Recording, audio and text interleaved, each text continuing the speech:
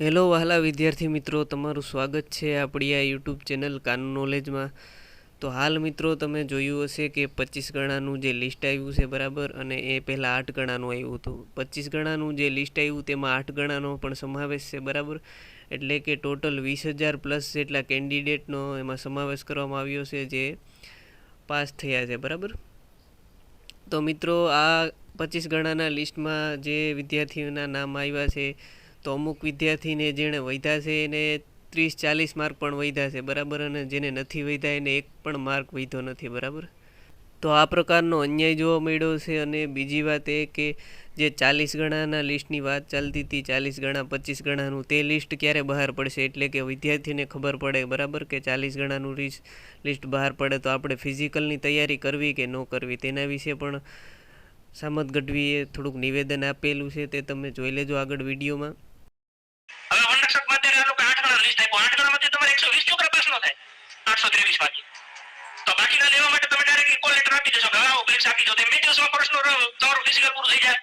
દોડ તો ખબર પડે કે 1600 મીટર કેમ પૂરું થાય 6 મિનિટમાં કે 6.5 મિનિટમાં. કૂદો તો ખબર પડે કે 15 ફૂટ કેમ થાય છે કે આ રીતે 3 ફૂટ 4.5 ફૂટ કેવી રીતના કૂદાય છે. આ છોકરા 2 વર્ષથી બિચારા હવારમાં 4 વાગે ઉઠી જતા હોય, 4 વાગે ઉઠીને સવારે 4:30-5 વાગે ગ્રાઉન્ડમાં પૂકી જાય, 3 કલાક બિચારા ઠેકડા મારતા હોય, એને પગ દુખતો હોય ને આપણે હડીએ તો રાડું પાડતો તોય છોકરો દોડતો હોય. કેમ તો કે નક્કી કર્યું આ વખતે મારે વર્દી પહેરવી, આ વખતે મારે ગમે થાય ને બસ આ વનરક્ષકની પરીક્ષામાં ફિઝિકલમાં નાપાસ નથી થવું. 2-2 વર્ષ બિચારા ઘરે નથી જતા. અને અહીંયા ગાંધીનગરમાં તમે એની પરિસ્થિતિ જો, એક રૂમમાં 5-5-6 જણા રહેતા હોય, આપણે તેલના ડબ્બા ગોઠવેલા હોય ને એવી રીતના છોકરા ગોઠવેલા હોય છે રૂમમાં. આ વાસ્તવિક પરિસ્થિતિ છે. હવે આ ધારાસભ્ય કે સાંસદ સભ્યના છોકરા તો મને નથી લાગતું કોઈ તૈયારી કરતા હોય, એટલે એ તો આ પીડા સમજવાના નથી. હું એ વિદ્યાર્થીના માતા પિતાને કહું છું કે તમે શું કરવા આવી રીતના તાળી વગાડીને જોવો છો? તમને ન ખબર પડે કે તમારો દીકરો 2 વર્ષથી મહેનત કરે છે, એનો વાંક શું છે? અને આમાં ખોટું શું છે? વિદ્યાર્થી પોતાના માર્ક્સ માંગે કે મેં પરીક્ષા આપી છે, તમે જે જગ્યાએ બોલાવ્યો એ જગ્યાએ આવ્યો, તમે જે સમય કીધો તો એ સમયે, તમે જે સિલેબસ આપ્યો તો સિલેબસ તૈયાર કર્યો. ગામના આપણે ખેડૂત માણસને સમજાય એ ભરતી બોર્ડના અધ્યક્ષને કેમ નહીં સમજાતી હોય? અને આ છોકરા માંગે છે કે તમે 8 ગણા હું લેવા આપો છો, અને પછી શું કરશે ખબર છે? અત્યારે 8 ગણા આપ્યા, હવે આ લોકોને દોડાવશે 10મા 11મા મહિનામાં. 10મા 11મા મહિનામાં દોડવાનો છે એટલે આ લોકોને 4 કે 5 દિવસમાં તો દોડાવી દે. 4-5 દિવસમાં દોડાવી દેશે એટલે એને ખબર પડશે કે 823 લેવાના હતા, એમાંથી આપણે તો હોજ ગયા, એટલે હજી બીજા 723 બાકી રહ્યા, એટલે તો બીજો રાઉન્ડ બહાર પાડો.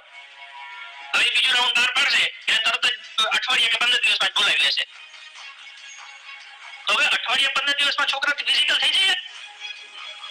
અને જે છોકરું અત્યારે હવે એને થોડી ખબર છે કે મારો નંબર બીજા રાઉન્ડમાં આવશે, ત્રીજામાં આવશે, ચોથામાં આવશે કે આવશે જ નહીં, તો મારે શું કરવું? મારે દોડવું, મારે ન દોડવું, મારે કરવું શું એમ? અને આનો પ્રશ્ન મારે કોને પૂછવાનો કે મારે શું કરવાનું? એના કરતા ભરતી બોર્ડ 40,000 લોકોનો લિસ્ટ આપી દે કે 8 ગણા કે જે લીધા છે એની જગ્યાએ 40 ગણા લેવાના છે, તો એ 40 ગણાનું લિસ્ટ આપી દે. છોકરાનું નામ હોય તો એને ખબર તો પડે કે આજ નહીં તો કાલ, કાલ નહીં તો પરમ દિવસે કોક દી તો મારો વારો આવી છે, તો મારે દોડવું પડે. તો સવારમાં 4 વાગે ઉઠીને દોડતો થાય. અત્યારે છોકરો 4 વાગે ઉઠે તો એને કરવું શું? દોડવા જવું કે ન જવું? જવું તો એના માટે, ના જવું તો કેમ ના જવું? આનો જવાબ કોણ આપી શકે? તો આ છોકરા પૂછે છે, છોકરા ઈ જ પૂછે છે કે ભાઈ અમારે શું કરવું એમ? અમારે દોડવું ન દોડવું અમારે કોને